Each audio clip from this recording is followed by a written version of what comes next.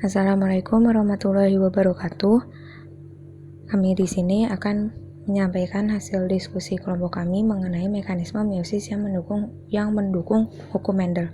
Sebelumnya perkenalkan anggota kelompok kami. Yang pertama ada Eka Kristina Yuni Safitri, NIM A420700063, Ika Nurfadilah, NIM A420170077, dan saya sendiri, Nida Afifah, NIM A420170083.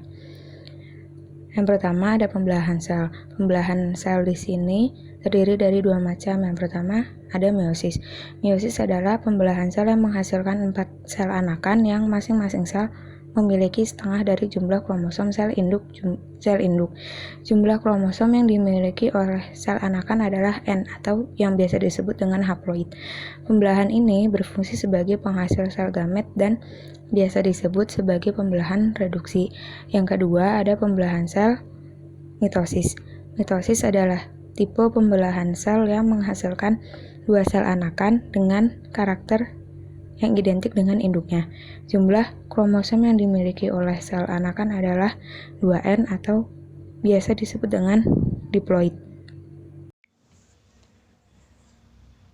Nah, selanjutnya yaitu penjelasan mengenai hukum Mendel.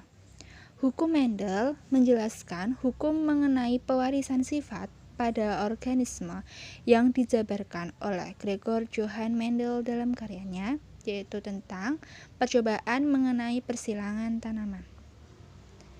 Melalui persilangan yang selektif pada tanaman kapri, Pisum sativum, pada beberapa generasi, Mendel menemukan adanya suatu unit yang independen dan berperan dalam pewarisan sifat yang diturunkan dan tidak berubah dari generasi ke generasi berikutnya. Mendel mempelajari 7 sifat pada kacang kapri yang dikendalikan oleh gen tunggal atau yang disebut dengan monogenik.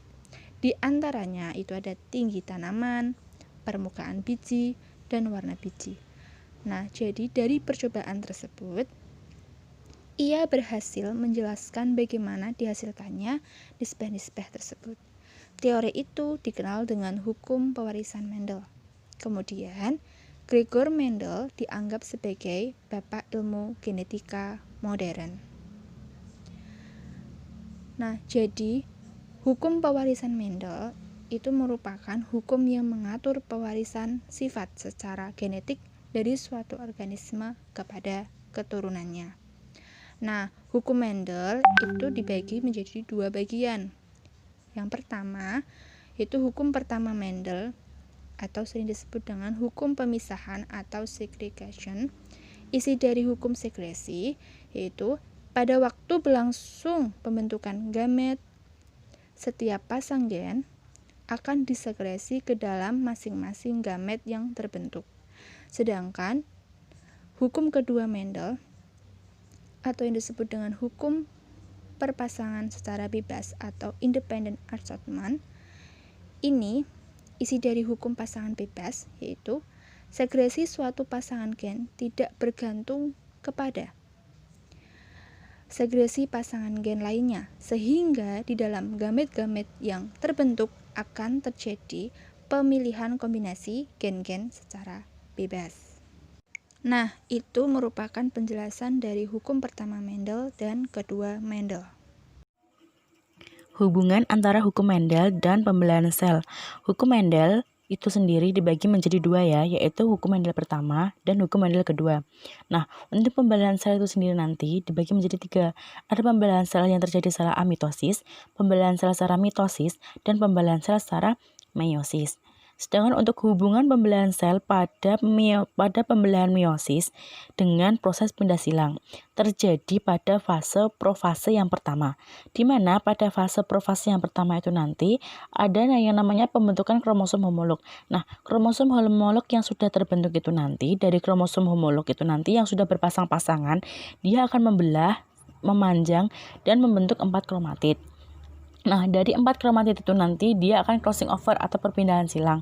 Nah, untuk setelah proses pembelahan silang itu nanti, untuk tahap terakhir itu adalah tahap pemecahan dan tahap penggabungan. Di mana tahap pemecahan dan tahap penggabungan yang terjadi dalam kromosom itu hanya terjadi pada 2 dari 4 benang yang ada di titik kromosom itu tadi, yang kemudian pindah silang itu nanti akan berakibat pada banyaknya variasi genetik yang dihasilkan. Untuk hubungan pembelahan meiosis dengan gagal pisah itu nanti terjadi pada anafase yang pertama, di mana pada anafase yang pertama tidak terpisahnya pasangan kromosom. Jadi ada pasangan kromosom yang tidak dapat berpisah, yaitu nantinya dinamakan dengan proses gagal pisah. Nah, gagal pisah itu sendiri nanti dibagi menjadi 2 ya, yaitu gagal pisah secara primer yang terjadi pada keturunan yang pertama dan gagal pisah pada keturunan kedua atau gagal pisah sekunder.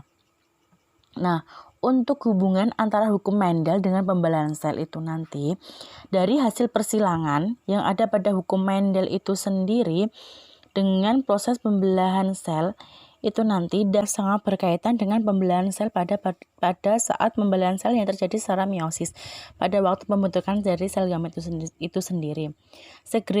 Segregasi alel dan independen dari assortment pada proses meiosis pertama. Segregasi alel terjadi karena kromosom homolog yang berpasangan yang berada di bidang ekuator hanya melekat pada mikrotubul dari salah satu kutub pembelahnya.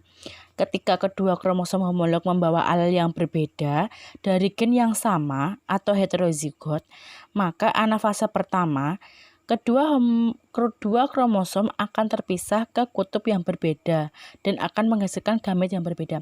Jadi hubungannya itu adalah dalam proses pembelahan sel itu sendiri mempengaruhi dari hasil dari hukum Mendel itu, di mana proses pembelahan sel yang terjadi secara heterozigot itu apabila kromosom homolog membawa alel yang berbeda dari gen yang sama. Nanti dalam proses anafase pertama yang terjadi pada proses pembelahan sel, kedua kromosomnya itu nanti akan berpisah menuju kutub yang berbeda dan menghasilkan gamet yang berbeda. Nah, hasil dari pembelahan yang terjadi pada proses anafase inilah yang akan mempengaruhi hasil yang terjadi dari adanya hukum Mendel.